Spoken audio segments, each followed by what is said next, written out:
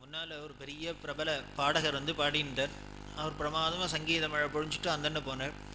அந்த பார்த்து இந்த கும்பலில் யாரோ ஒன்றும் அதில் ஒரு சின்ன பொண்ணு அது வந்து நானும் பாடணும் மாச்சி தாத்தாட்ட அப்படின்னு உடனே கூட இருக்க சொன்ன அப்படியா குழந்தை பாடணுங்கிற பாடட்டுமே அப்படின்னா பாடினா உடனே அந்த குழந்தை பாட ஆரம்பிச்சுது. தூங்காதே தம்பி தூங்காதேன்னு ஆரம்பிச்சுது. கூட இருக்கிற ஷாக் ஆகிடுது. ஏன்னா அது இத்தனை நேரம் பிரமாதமாக தேவபிரம்ம கீர்த்தனையை கேட்டுட்டு இது இப்படி பாடும்னு எதிர்பார்க்கல. உடனே இதெல்லாம் இங்கே பாடப்படாது அப்படின்னு அவரை வாயடைச்சார். உடனே பெரியவா குழந்தை மெனக்கிட்டு பாடுறது எதுக்கு பாடாதுன்னு அது போய் கெடுக்கிற அப்படின்னு. இல்லை இல்லை அது என்னத்தையோ பாடுறது சினிமா பாட்டெலாம் பாடுறது அப்படின்னு. உடனே பெரியவா என்ன பாடித்து அப்படின்னு. தூங்க ஏன் சினிமா பாட்டாக இருந்தால் கூட அதுலேயும் நல்ல விஷயந்தான் சொல்கிறா அப்படின்னு. தூங்காதன்னு தானே சொல்கிறா. அது என்ன சினிமா பாட்டாக இருந்தால் என்ன தியாகராஜ கீர்த்தனையாக இருந்தால் தான் இருக்கணுமா என்ன நல்லது தானே சொல்கிறா. நீ பாடு அப்படின்னு. கூட இருந்தவருக்கு ஆச்சரியம். இவரை நம்பிட்டு ஒன்றுமே பண்ண முடியாது. என்ன எப்போ காலை வாங்குவார் எப்போ கையை வாங்குவார் ஒன்றும் தெரியாது. அதுதான் பரமஹம்சாள்னு பேர். ஹம்சம் ஹம்சாய வித்மஹே பரமஹம்சாய தீமிஹே தன்னோ ஹம்ச பிரஜோதியாத் அப்படின்னு. அந்த ஹம்சர்கள் அப்படின்னா பரமஹம்ச ஹம்சத்தோட குணம் என்னன்னர் அது எதுவாக இருந்தாலும் நல்லதை மட்டும்தான் கிரகிச்சுக்கும். பாலையும் நீரையும் கலந்து வச்சா அது என்ன பண்ணு நம்மளை மாதிரி உடனே பால் கட்டி தண்ணியாக இருக்குன்னு பால்காரனை வெய்யாது. அது என்ன பண்ணும் அதுக்கு வேணுங்கிற பாலை மட்டும் உறிஞ்சிக்குமா தண்ணியை விட்டுட்டு. அதை போல் ஞானிகள் என்ன பண்ணுறா இந்த பரமஹம்சர்கள்னார் உலகத்தில் என்ன இருந்தாலும் அதில் என்ன வேணுமோ நல்லதை மட்டும் கிரகிச்சுப்பா, வேண்டாத்த விட்டுருவா. நமக்கு நேர் ஆப்போசிட்டு. என்னென்ன வேண்டாமோ அத்தனையும் கிரகிச்சுப்போம், நல்லதை மட்டும் விடுவோம். இது பெரியவாளோட குணம். இப்போ சொன்னால் பணமாக பாசமானு ஆயிடுத்து. இதுலேருந்து தெரிஞ்சுக்கோ, பணம் இருந்துடுத்தினால எல்லாம் வந்துடும் நினச்சிக்காத.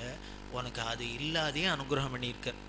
அவருக்கு செலவழிக்கிறதுக்கு ரெடியாக இருந்தால் கூட இனிமேல் குழந்தைகளை சம்சாரத்தெல்லாம் குடும்பத்தில் எல்லோரும் திருப்தி பண்ணுறதுக்கு அவருக்கு லட்சக்கணக்கில் செலவழிக்கிறதுக்கு வசதி இருந்தால் கூட அவளுக்கு அதில் சந்துஷ்டி இல்லை, திருப்தி இல்லை, நிம்மதி இல்லை. உனக்கு அதெல்லாம் இல்லாதையே திருப்தியாக இருக்குது, சந்தோஷமாக இருக்குது. அதுக்கப்புறம் இன்னும் எதுக்கு நீ வேணும்னு ஆசைப்படுற. 2 பேரும் நமஸ்காரம் பண்ணினா நாங்கள் போய்ட்டுறோம்னா ஒரு பாட்டிமா. இந்த பாட்டிமா வந்து பெரியவாள்கிட்ட கேட்குறா. இது அந்த காலத்தில் என்ன பண்ண அந்த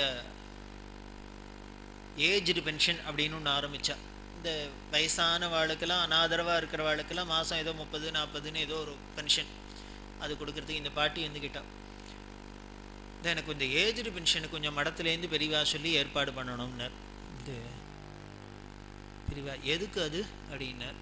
எதுக்குன்னா அனாதைகளுக்கெல்லாம் கொடுக்குறா, ஆதரவு இல்லாதவாளுக்கு கொடுக்குறா அப்படின்னா. இந்த பாட்டியும் ஆதரவு இல்லாதவ தான். பெரியவான்னு சொன்னால் நீ தானே மடத்தில் தானே சாப்பிட்ற அப்படின்னு. ஆமாம் ஆமாம் மடத்தில் தான் சாப்பிட்றேன். தங்கறதுக்கு புது பெரியவா இடம் கொடுத்துருக்காளோ இல்லைன்னா. பெரியவா ஒரு ரூம் கொடுத்துருக்கா, அங்கே தான் இருக்கேன் காஞ்சிபுரத்தில் வாசம் அப்படின்னு. வந்து உனக்கு அப்பப்போ கட்டிக்கிறதுக்கு துணிமணி வேணும்னா நான் ஏதானு கொடுத்துட்றேன் இல்லையோ புடவை அப்படின்னா. பெரியவா அனுகிரகம் கொடுத்துட்றா அப்படின்னா. உடனே பெரியவா சொல்கிறா, இது உனக்கு சாப்பிட்றதுக்கு சாப்பாடு கிடச்சிடுறது. இனிமேல் மழைக்கு வெயிலுக்கு ஒதுங்கிறதுக்கு ஒரு இடம் கொடுத்தாச்சு. இனிமேல் மானத்தை மறைக்க துணி இருக்குது. இது எத்தனையும் தான் கிடச்சிடுறது. இதுக்கப்புறம் உனக்கு எதுக்கு காசுன்னா. இப்போ எல்லாரும் சம்பாதிக்கிறதே இந்த 3த்துக்காக தானே சம்பாதிக்கிற. அது நீ சம்பாதிக்காதே உனக்கு வருது, அப்புறம் எதுக்கு உனக்கு காசுன்னா. உடனே அந்த பாட்டி இல்லை ஒரு கையில் 2 காசு இருந்துன்னா ஒரு நல்ல காரியம் பண்ணலாம் அப்படின்னார். நீ என்ன கையில் காசை வச்சு நல்ல காரியம் பண்ணும்? இனிமேல் அரசாங்கத்தில் கொடுக்குற வாங்கி பென்ஷனை வாங்கி நீ என்ன நல்ல காரியம் பண்ண போகிற? ராதா கல்யாணத்துக்கு கொடுத்துருவியா? என்ன 10 ரூபா மாட்டேன். அப்புறம் இந்த காசை வச்சுட்டு திண்டாடுவேன். எங்கே போனாலும் கோவிலில் போனால் சுவாமியை பார்க்க மாட்டேன், பர்சையே பார்த்துட்டுருப்பேன். ஒன்றும் இல்லை, வாசலில் ஒரு 10 ரூபா செருப்பை போட்டுவிட்டோ ஸ்மரண முழுக்கலும் அதுலேயே இருக்குது. அவர் என்னவா இருந்தால் என்ன, அவர் ஆபத் சகாயமாக இருந்தால் என்ன, எவராக இருந்தால் என்ன, ஏலவார்கொள்ளையே என்னவா இருக்கட்டும், செருப்பு நல்லபடியாக கிடச்சிடணும் அப்படின்னு அவர் அனுகிரகம் கிடைக்கிறதோ இல்லையோ. இது மனுஷாலோட சுபாவம். அதனால் எவ்வளவு வேதமே தானே சொல்கிறது, ந கர்மனா ந பிரஜையா ந தனேனச்ச.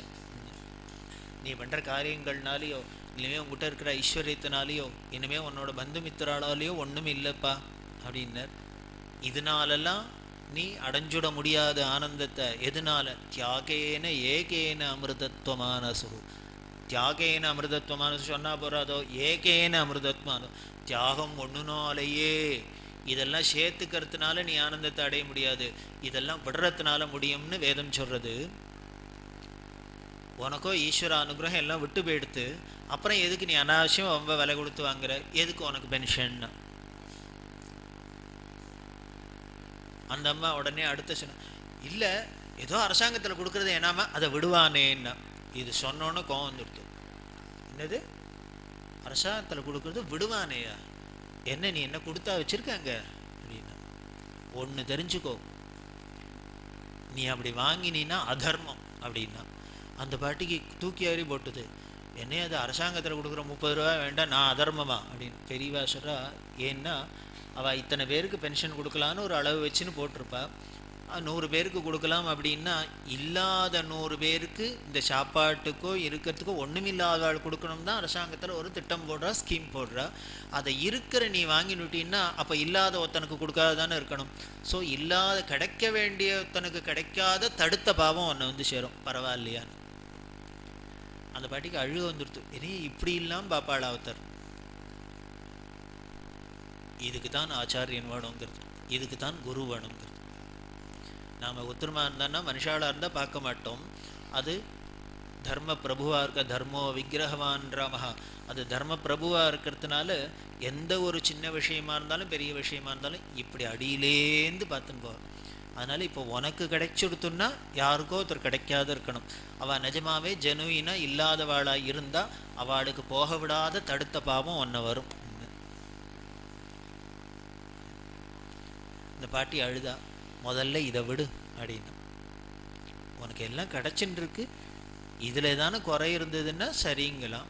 உனக்கும் சௌக்கியமாக இருக்கிறது, அப்புறம் அரசாங்கம் கொடுக்குறது இன்னமும் எனாமா கொடுக்கறது, வெறுமனை கொடுக்கறதுங்கிறே.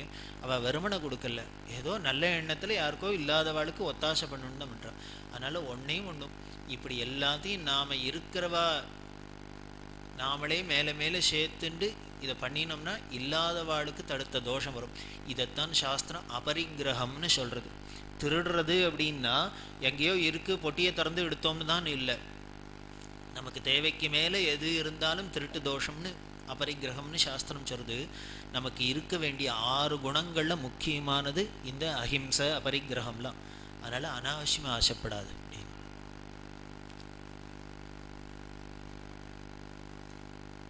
பெரியவா அப்படிதான் இருந்தாளான்னு, அப்படிதான் இருந்தா.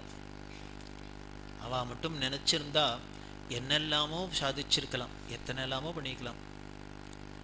இவர் இந்த ஈச்சம்பாய் அதில் படுத்துன்னு கோரப்பாயில் படுத்துன்னு இருக்கா. பெரியவாளோட சரீரத்தை பார்த்தவாளுக்கு தெரியும், வெல்வெட்டு மாதிரி இருக்கும், அப்படியே பச்சை குழந்தை மாதிரி இருக்கும். 100 வயசு கிழவர் சரீரமாக இருக்காது. அந்த பாதத்தை பார்த்தேன்னா காதங்காதமாக ஆயிரக்கணக்கான கிலோமீட்டர் நடந்த பாதமானு இருக்கும். பெரியவாளோட பாதம் ஒரு ஃபோட்டோ இருக்குது, அப்படி வெறும் பாதம் மட்டும். பார்த்தேன்னா பிறந்த குழந்தைக்கு கூட கொஞ்சம் ஹார்டாக இருக்கும், அவ்வளோ மெல்லீஷாக இருக்கும், அவ்வளோ பூ போல் இருக்கும். மாணிக்கவாச சொல்கிற கூசும் மலர் பாதம்ங்கிறார். இந்த பரமேஸ்வரோட பாதத்தை பார்த்துட்டு ஒரு பூவை எடுத்து போடணும்னு ஆசையாக இருக்கான். ஆனால் அந்த பூவை எடுத்தோன்னே இந்த பாதத்தை பார்த்தோன்னா ஐயோ இந்த பூவை போட்டால் அது கன்னி போயிடுமோன்னு பயமாக இருக்கான். உன் பாதத்தை பார்த்தா அதில் பூ போட்டு அர்ச்சனை பண்ணினா கூட அதுக்கு ஏதானும் சிரமம் வந்துடுமோன்னு இருக்கே, அப்படி ஒரு பாதமாய் உன்னோடதுன்னு சொல்கிறது பொருத்தம். சரிங்கிறது பெரியவா பாதத்தை பார்த்தா தெரியும். அப்படி பாதமே அப்படின்னா சரீரமும் அப்படி தான் இருக்கும். பொன்னார் மேனின்னு அது என்னதான் கலரோ என்னதான் ஒரு செம்பவழ மேனியோ அப்படி இருப்பா பெரியவா. அப்படி படுத்துன்னு இருக்கா. அந்த படுத்துட்டே இருந்தது ஏந்துண்டு பார்த்தா முதுகு முழுக்குன்னு வரி வரி வரி வரியா அப்படியே அச்சு அடிச்சாப்புல இருக்கு. தரிசனம் பண்ணி இந்த ஒருத்தருக்கு ரொம்ப மனசு தாபமா இருந்தது. ஐயோ இந்த சரீரத்தில் போய் இப்படி வாட்டி எடுக்கலாமா? ராஜாதி ராஜாக்கள்லாம் வந்து காத்துன்னு இருக்கா, என்ன பண்ணலாம் என்ன பண்ணலான்னு. அப்படி இருக்கிற அழகாக ஒரு மெத்தையில் ஒரு துணியை போட்டுன்னு ஒரு கட்டியில் படுக்கப்படாதோ, இந்த வயசில் கிழப்படுத்துண்டு இந்த பாயில் படுத்துண்டு. அதனால் அவருக்கு தாங்கல்ல. ஊருக்கு போனார். ஃபஸ்ட் கிளாஸாக ஒரு இளம் பஞ்சு வெல்வெட்டு மெத்தையை வாங்கிட்டு வந்தார். நேரம் எடுத்துன்னு மறுநாளைக்கு வந்தார். வந்து வச்சார், நமஸ்காரம் பண்ண. நேற்றுக்கு தானே போனேன், இன்றைக்கி ஏன் வந்தேன்னா இது என்னதுன்னு. என்னடா அது வர வர எதை தான் கேட்கறதுன்னு என்கிட்ட வச்சு விவஸ்தை இல்லாத இருக்குது, எதை தான் கொடுக்குறதுன்னு இல்லாத இருக்குது. வரவாள்லாம் ஏதோ இல்லை மாலை வைக்கிறா, துளசி மாலை வைக்கிறா, வாழைப்பழம் வைக்கிறான்னா நீ இன்னும் திடீர்னு செய்யாதானம் பண்ணிட்டு வந்திருக்க. பாய் தலகாணியும் கொண்டு வந்திருக்க, எதுக்கு இது அப்படின்னா உடனே அவர் சொன்ன, நான் நேற்றுக்கு பார்த்தேன், என்ன அந்த சரீரத்தை போட்டு அப்படி பாயில் போட்டு கரெக்ட் மட்டாவா அதுங்கிறது வெறுந்தரையில். அதனால் அது பெரியவாளுக்கு சரீர பிரஜை இல்லாத இருக்கலாம், எங்களுக்கெல்லாம் அனுகிரகம் பண்ணுறதுக்காகவான அந்த சரீரத்தை அவள் போஷிக்கணும். அது எவ்வளவுக்கு எவ்வளவு போஷித்து எத்தனை நாள் இருக்கோ அவ்வளோக்குள்ள உலகத்துக்கு லாபம். அதனால பெரியவா இனிமேல் இந்த மெத்தையில் படுத்துக்கணும் அப்படின்னா, சரீரத்தை பார்த்துக்கணும், வயசான உடம்பு, அதனால் பார்த்துக்கணும். பெரியவானே உனக்கு மகாபாரதம் கதை தெரியுமோ அப்படின்னு, நான் மெத்தை வாங்கிட்டு வந்து கொடுத்தா இப்போ மகாபாரதத்துக்கு என்ன, ஏதோ தெரியும் அப்படின்னு. மகாபாரதத்தில் இனிமேல் எந்த பருவத்தை கேட்டார்னா இவர் குவிஸ் ப்ரோக்ராம் வச்சுருவார், அதனால் ஏதோ கேள்விப்பட்டிருக்கேன் அப்படின்னு. அதில் பீஷ்மர் இருந்தார் தெரியுமான்னா, பீஷ்மரை தெரியாத இருக்குமா இருக்கும் அப்படின்னு. அவர் ஒரு படுக்கையில் படுத்திருந்தார், அது என்ன படுக்க தெரியுமோன்னா வாங்கிட்டு வந்தார், ஏற இறங்க பார்த்தார், அம்பு படுக்கை அப்படின்னு. அந்த படுக்கையை அவருக்கு வாங்கி கொடுத்தோம் யாரு தெரியுமோ, அவரோட பேரன் அர்ஜுனன் வாங்கி கொடுத்தான். அந்த அர்ஜுனன் எப்பேற்பட்டவன் தெரியுமா, அவன் நினச்சான்னா இந்திரனோட படுக்கையை கூட எடுத்துன்னு வந்து அலக்கா தூக்கி தாத்தாவுக்கு கொடுத்துடலாம். அப்பேற்பட்ட சக்தி உடையவன் தன்னோட பிரிய தாத்தாக்கு என்ன படுக்க போட்டான்னு உடம்பு முழுக்கலும் தொலைச்சி எடுத்தான். அவன் போட்ட பானத்தினால தான் தொலைச்சி எடுத்து அவர் கீழே செஞ்சார். அதனால இவன் தான் பண்ணி கொடுத்தான். அப்பேற்பட்ட அந்த படுக்கையில் அந்த பீஷ்மர் எப்படி திரும்பப்படுத்திருந்தார்னர் தெரியாது. யாரான அம்பு படுக்கையில் படுத்திருந்தா ரத்தம் ஒழுத்து கம்ஃபர்டபுளாக படுத்துட்டுப்பாளான்னு ஒன்றும் இல்லை. நமக்கு ட்ரெயினில் பர்த்தில் படுத்துன்னு வந்தாலே ஆடி ஆடி 2 நாள் ஆறுது, தூக்கம் சரியாக வருது. அம்பு படுக்கையில் படுத்துட்டுருக்கார். எப்படி இருந்தார்னர், பரம சௌக்கியமாக இருந்தார் அப்படின்னு. அம்பு படுக்கையில் பீஷ்மர் பரம சௌக்கியமாக இருந்தான்னு சங்கராச்சாரியர்கிட்ட வந்து சொன்னாரன்னு எப்படி தெரியும் இவருக்குன்னு தெரியவா சொல்கிறா. அவர் அதில் சௌக்கியமாக இருந்தாருங்கிறதுக்கு என்ன சாட்சின்னர், அந்த அம்பு படுக்கையில் படுத்துன்னு தான் பஞ்சபாண்டவ அத்தனை பேருக்கும் அத்தனை தர்மத்தையும் உபதேசம் பண்ணினர் அப்படின்னு. யாரானும் நல்ல விஷயம் ஒருத்தவாளுக்கு சொல்லணும்னா முதல்ல கம்ஃபர்டபுளாக இல்லைன்னா அடியில் ஏதானு உறுத்தின்றே இருந்தால் உபன்யாசமாக பண்ண தோணும், வராது. ஸோ இருக்கிற ஆசனம் சௌரியமாக இருந்தால்தான் நல்ல விஷயங்கள் ஃப்ரீயாக சொல்ல வரும். அதில் ஏதானும் துளி அடைஞ்சல் இருந்துடுத்துன்னா நமக்கு அப்புறம் வராது. எதுக்கு சத்காரியம் பண்ணணும்னா முதல்ல நம்ம ஃபேமிலி செட்டில் ஆகணுங்கிற, அங்கே வீட்டில் அது இல்லை இது இல்லைன்னா இங்கே ராதா கல்யாணத்துலையா போகும் மனசு, பிரமாதமாக அபங்கம் பாடினா கேட்குமா என்ன அப்படின்னு. அப்போது என்ன பண்ணு, நம்மள மாதிரியே இல்லாத ஏதானு துக்காராம் சரித்திரமாக வரும் அன்றைக்கின்னு. நம்ம ஆற்றுல சாமான் இல்லைன்னு இங்கே வந்தால் இவர் கோதுமை இல்லைங்கிற கதையாக வரும். அதனால் இருக்கிறது நமக்கு யதாஸ்தானத்தில் நமக்கு ஒரு கம்ஃபர்டபுள், மினிமம் கம்ஃபர்டபுள் இல்லைன்னா நமக்கு எதுலேயும் புத்தி போகாது. அப்படி இருந்துடுத்துனா புத்தி தானே ஆட்டோமேட்டிக்காக போகும். அதுக்கப்புறம் நீ சத் சங்கம் போ அங்கே போகணும்னு சொல்லவே வேண்டாம். ரொம்ப பிராரப்தம் இருந்தால் தான் திருப்பி திருப்பி அதுலேயே லௌகீகத்திலேயே உழண்டுட்டு இருக்கும். இவர் சௌக்கியமாக இருந்தாருங்கிறதுக்கு சாட்சி அவர் சொன்ன தர்மம் அத்தனையும் தெரியறது. அதனால் அவ்வளவு ஒரு அம்பு படுக்கையில் படுத்துனா அவர் அதைத்தான் பரம சௌக்கியமாக வச்சுட்டு அதில் அத்தனை தர்மம் சொன்னார் அப்படின்னு. இப்போ எதுக்கு இந்த கதை பெரியவா சொல்கிறா, எதுக்கு இத்தனை சொன்னேன்னா, அதனால் இந்த பாயா அந்த பாயா, இந்த படுக்கையா அந்த படுக்கையினால கம்ஃபர்டபுள் அப்படிங்கிறது இல்லை. சில பேருக்கு சிலது தான் சௌக்கியமாக இருக்கும். பீஷ்மருக்கு அம்பு படுக்க சௌக்கியமாக இருந்ததுன்னா எல்லாரும் அதில் படுக்க முடியுமா? முடியாது. நான் என்ன தெரியுமா பண்ணேன், 13 வயசுக்கு மொட்டை அடிச்சுன்னு இப்படி சாமியாராக வந்தேன். என்னோட ஆசிரமம் இந்த துணிக்கு இப்படி தான் கிடக்கணும். சுரமந்திரத்தலு மூல நிவாசா பஜகோவிந்தத்தில் ஆச்சார ஷரர் எப்படி சன்னியாசி இருப்பன்னர், கோவில் வாசலில் இருக்கிற மரத்தடியில் படுத்துன்னு இருப்பனான். அதுதான் மூல நிவாசா, அதில் தான் வாசஸ்தலம். அவனுக்கு பங்களா. படுத்துண்டா எப்படி இருப்பான, கையை இப்படி தலைக்கி வச்சுன்னு படுத்துன்னு இருப்பனான். போடுறது பிக்ஷையை சாப்பிடுவன். இதெல்லாம் சொல்கிறார். இன்னும் பட்டினத்தடிகள் இன்னும் கடுமையாகவே சொல்கிறார். பேய் போல் திரிந்து பிணம்போல் கிடந்து ஊரிடும் பிச்சை நாய் போல் அருந்தி நன் மங்கையரை தாய் போல் நினைந்து ஷேய் போல் இருப்பர் ஞானிகளுக்கு லட்சணம். இதுக்கு மேலே இனிமேல் சொல்ல முடியுமா என்ன? அப்படிதான் சாஸ்திரம் சொல்லியிருக்கு. அதனால் என் ஆசிரமத்துக்கு இப்படி தான் படுத்துக்க முடியும். அதனால் 13 வயசுலேருந்து இப்படியே பழகி போயிடுத்து. இன்னைக்கு இனிமேல் சௌக்கியமாக 90 வயசுக்கு மெத்தையில் படுத்துங்கன்னா என்ன தெரியுமோ இல்லையோ, எனக்கு தூக்கம் வராது அப்படின்னா. சில பேரோட ஜாதகம் அப்படி, ஆற்றுல தான் ஒரு சௌரியம் இல்லையே, இங்கேயான சௌக்கியமாக உட்காத்திச்சு சாதம் பண்ணலாம், 3 நாளைக்கு பஜனையை கேட்டுவிட்டு சாப்பிட்டுட்டு போங்கன்னா அப்பவும் விடாது. அதை போல் என் ஜாதகம், எனக்கு நீ இந்த மெத்தையை கொடுத்தேன்னா தூக்கம் வராது, இதில் படுத்துருந்தேன்னா தூக்கம் வராது, எனக்கு இப்படியே தூங்கி பழகி போயிடுது, இப்போ தூக்கம் வராதுன்னு. வந்தவர் பார்த்தார், ஏதோ நம்ம ஆசைப்பட்டு அஜ்ஞானப்பட்டு போக அவள் ஏன் அப்படி பண்ணுறா அப்படின்னர். இப்படி ஆசையெல்லாம் இதிலெல்லாம் போய் நமக்கு மனசு விழுந்துடுத்துன்னா, இந்த அஜ்ஞானம்ங்கிறத உங்ககிட்ட வச்சான்னா எங்கிட்ட வச்சான்னா எதில் வச்சான்னா அஜ்ஞானம் தான். அதனால் எங்கேயுமே அதை கட் பண்ணணும்,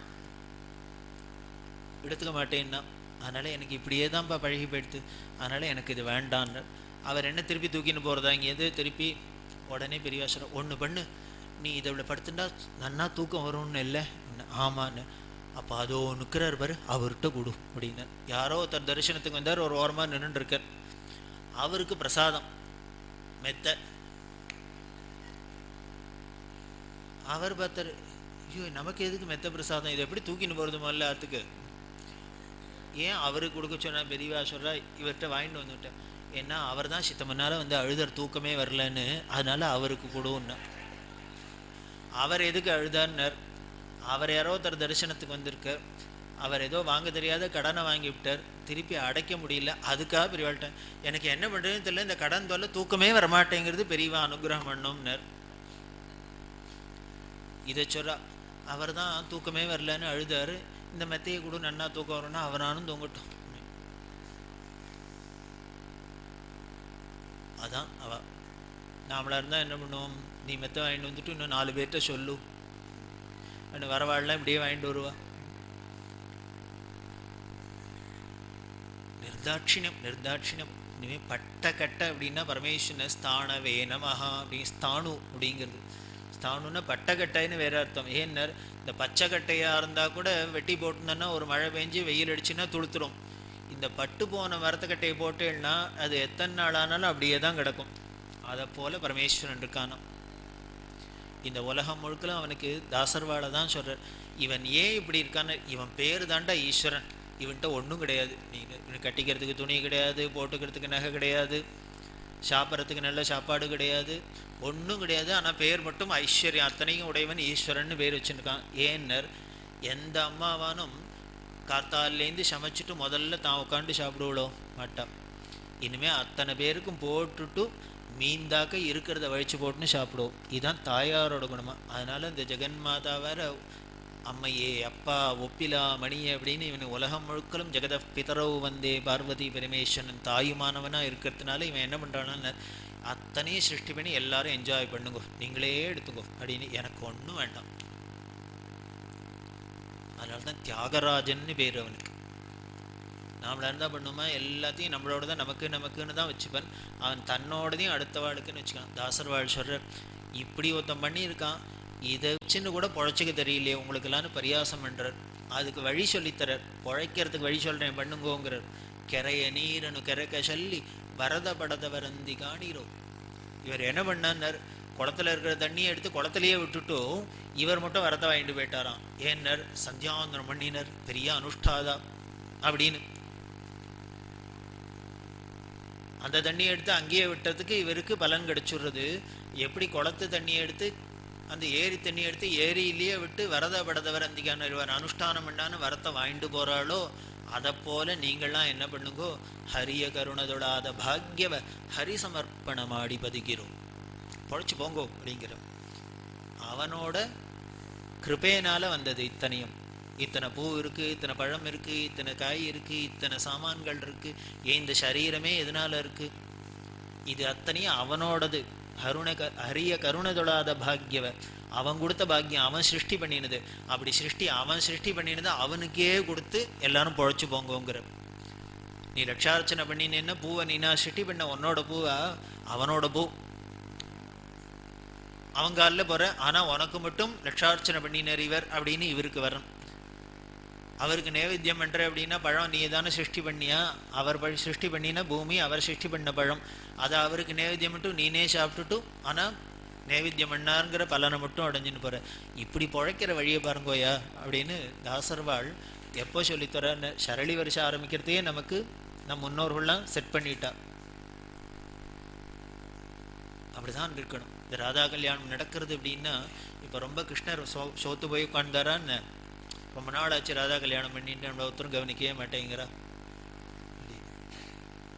67 வருஷம் ராதா கல்யாணம்னா எதுக்குன்னர், 67 வருஷம் நாம பாக்கியம் பண்ணியிருக்கோம்னு அர்த்தம். எதுக்கு வருஷத்தை போட்டுக்கணும்? 67 வருஷமா அன்இன்டரப்டடா ஈஸ்வரனோட கருணை நமக்கு பாஞ்சின்னு இருக்குன்னு அர்த்தம். அது இன்னும் எத்தனை யுகம் பாயுமோ தெரியாது, ஆனப்புறம் தான் தெரியும். அதனால இப்படி உற்சவங்கள் பண்றதோ சத்சங்களோ எதுவுமே பண்றவாளுக்கோ இல்லை அவளுக்கோ இவாளுக்கோன்னு ஒருத்தரை உத்தேசிச்சும் இல்லை, எதுக்காகவும் இல்லை. இது அத்தனையுமே ஒவ்வொருத்தருக்கும் பாக்கியம்தான்.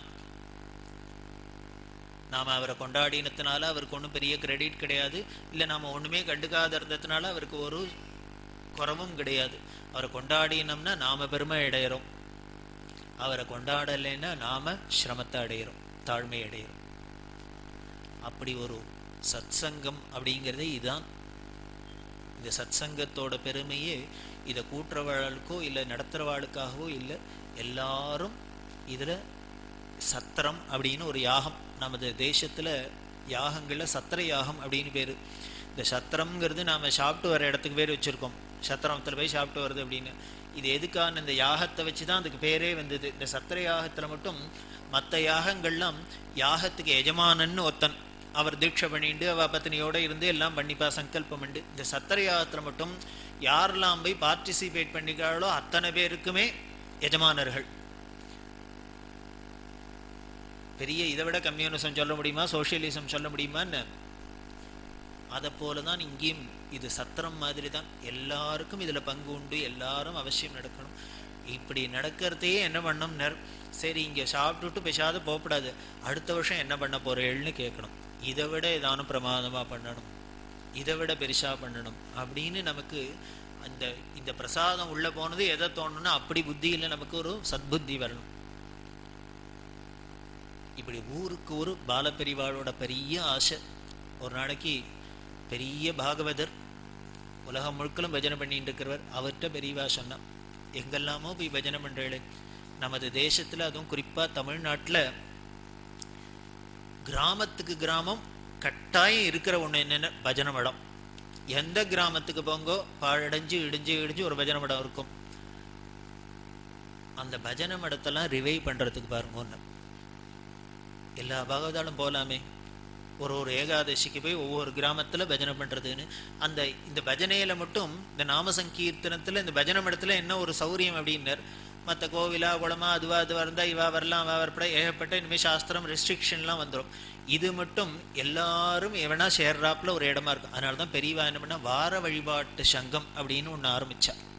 அந்த வார வழிபாட்டு சங்கத்துல என்ன பண்ணணும்னர், அந்த ஊருக்குள்ள படிச்சவாளா இருக்கிறவா யாரானும் ஒரு நல்ல கிரந்தங்கள்லாம் எடுத்து வச்சுட்டு பெரியவாளே செலக்ட் பண்ணி கொடுத்தா, கம்பராம அங்கே ஒரு ஞாயிற்றுக்கிழமை என்னைக்கு முடியுமோ அந்த ஒரு இடத்துல போய் உட்காந்துன்னு எல்லாரும் பகவான் நினச்சி ஒரு ஸ்லோகங்களை சொல்கிறது, இந்த விஷயங்களை சொல்கிறது, இதெல்லாம் கேட்டுக்கிறது, இதெல்லாம் பண்ணணும்.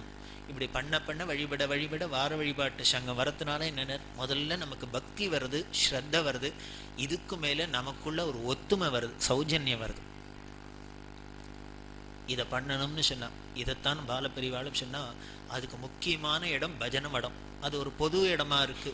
அதுல போய் மாசத்துக்கு ஒரு நாளோ 2 நாளோ ஏகாதசியில நாம சங்கீர்த்தனம் அப்படின்னு நமக்கு சொல்லியிருக்கு. ஏன்னா ஏகாதசி இன்னைக்கு ஏகாதசி ஏன்னு வேற ஒன்றும் இல்லை, அன்னைக்கு சாப்பாடை தவிர மீதி என்ன காரியம் வேணா பண்ணலாம். அதுக்காக உட்காந்து வீடியோ ஷோ பார்க்கக்கூடாது. வைகுண்ட ஏகாதசியை முன்னிட்டு 4 படம் அப்படின்னு ஒன்னே டிவியில், விநாயக சதுர்த்தியை முன்னிட்டு அப்படின்னு. விநாயக சதுர்த்திக்கு இதுக்கு என்ன சம்பந்தம்? அப்படி ஒரு நல்ல எண்ணம், அப்படியான இவ ஏதானும் பிள்ளையார நினைச்சுட போறாளோன்னு. அதான் மாய, அதான் கலி. நீங்கள் போனால் கூட சௌரியம் இருக்குன்னு சொல்கிறமே வழிய, அப்படி தப்பி தவறி நாம் எங்கேயான சத் சங்கத்தில் போயிடுவோம், நல்லது காதில் விழுந்துருமோன்னு விழவிடாத என்னென்ன பண்ணுமோ மாரீஜன் சுபாகுலாம் வந்து நிற்பார் ரெடியா.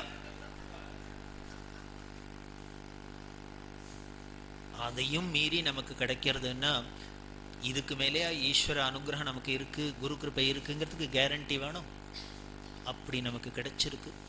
அப்படி இருக்கிற அந்த குரு கிருப்பையை நாம் பிரார்த்தனை பண்ணுவோம். அந்த ஆனந்தம்னு சொன்னோம். அந்த நித்தியானந்தம் கிடைக்கிறதுக்கு எதுன்னு சமர்த்த ராமதாஸ்வர ஸ்வாத்ம சுகாச்சி பீஜஹோ ஹே குருபாய. அந்த ஆத்மசுகம் இந்த பிரம்மானந்தத்தோட விதை என்ன தெரியுமானர்? அந்த குருவோட பாதம். அதை முதல்ல மனசில் புதைச்சி வச்சுக்கோ, ஆனந்தம் எப்போதும் இருக்கும் அப்படின்னு சொல்கிறோம். அந்த குரு கிருப்பையை பிரார்த்தனை பண்ணுவோம். அப்படி இருக்கிற நம்ம பிரத்யக்ஷமாக பார்த்த அந்த குரு சாட்சாத் பரபிரம்மான பெரியவாளோட கிருப்பையினால் பாலபெரியவா சொல்கிறபடி நாம் இந்த கிராமத்தில் இருக்கிற பஜன மடங்கள்லாம் பழையபடி நாம சங்கீர்த்தனத்தோட நல்லதை ஒலிச்சுட்டே இருக்கட்டும், சத் சங்கம் வலுத்துட்டே இருக்கட்டும். அதுக்கப்புறம் நமக்கோ நம்ம தேசத்துக்கோ நம்ம மதத்துக்கோ நம்ம தர்மத்துக்கோ ஒரு குறவும் வராது. இது ஒன்று தான் வழி, நிரந்தர வழி அப்படின்னு சொல்லி இது எல்லா இடத்துலையும் எப்பொழுதும் மேலும் மேலும் வளர்கிறதுக்கு எல்லாம் அல்ல பரம்பொருளான பெரியவாளை பிரார்த்தனை பண்ணி இந்த நிகழ்ச்சி நிறைவு செய்வோம். எனக்கும் இந்த இடத்துல ஒரு பாக்கியம் கிடைச்சிது, இப்படி ஒரு சத் சங்கத்தில் கலந்துக்கிறதுக்கு. க்ஷேத்திர விசேஷம், இந்த க்ஷேத்திரத்தோட பெருமையை நான் புதுசாக சொல்ல வேண்டாம், உங்களுக்கெல்லாம் இயற்கையாகவே கிடச்சிருக்கு. நாம் எத்தனையோ இடத்துல போய் பிறக்கிறோம் வளர்கிறோம் அப்படின்னா கூட இப்படி ஒரு நல்ல க்ஷேத்திரத்தில் பிறந்து ஒரு சுவாமி சன்னதியில் இருந்து அந்த சத் சங்கத்தில் கலந்துண்டு நல்லவாடாக இருக்கிறதுக்கு ஒரு வாய்ப்பு கிடைக்கிறதுங்கிறது பெரிய பாக்கியம்னு சொல்லி, அப்பேற்பட்ட ஒரு சத் சங்கத்தில் இந்த ராதா மாதவ விவாகத்தில் பெரியவாளை பற்றி ஒரு சில வார்த்தைகள் சொல்லி நானும் என் வாக்கை சுத்திப்படுத்திண்டு உங்களுக்கும் உங்கள் திருச்செவியில் நல்ல விஷயங்களை போட்டேன் அப்படிங்கிற திருப்தியோடு இந்த நிகழ்ச்சி நிறைவு செய்வோம். இந்த பாக்கியம் ஈஸ்வர கிருப்பையில் குருநாதன் அனுகிரகத்தில் நிறையா நமக்கு கிடைக்கட்டும்னு பிரார்த்தனை பண்ணுவோம். ஹரஹர நம பார்வதி பதயே. கோபிகா ஜீவனஸ்மரணம். சத்குரு சுவாமினஹ.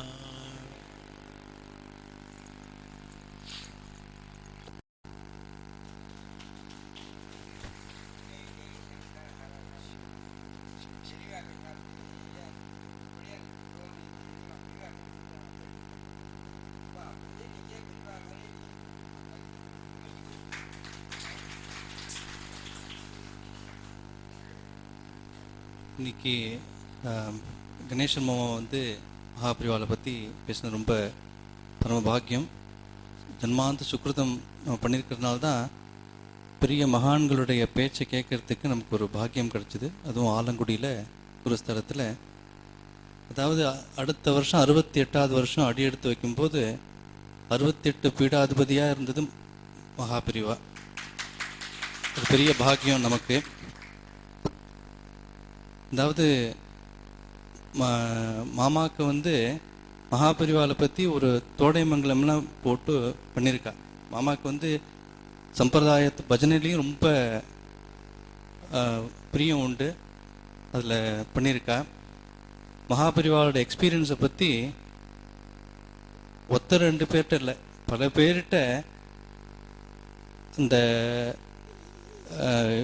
இந்த ஒரு நிறையா ஒரு இன்டர்வியூ மாரி பண்ணி அது வெப்பில் இருக்குது. மகாபிரிவா வேர்ட் ப்ரெஸ் போனேன்னா இல்லை 1 2 இல்லை, அவ்வளோ இருக்குது.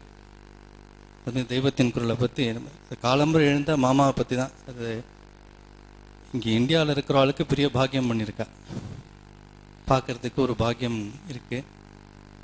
அதாவது நம்ம ஜன்மாந்த சுக்ருத்தம் குருஸ்தலத்தில் குருவோட பற்றி கேட்கறதுக்கு ஒரு பாக்கியம் நமக்கு.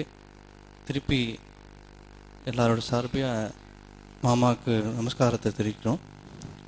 ரொம்ப சந்தோஷம். ஹரஹர நம பார்வதி பதயே.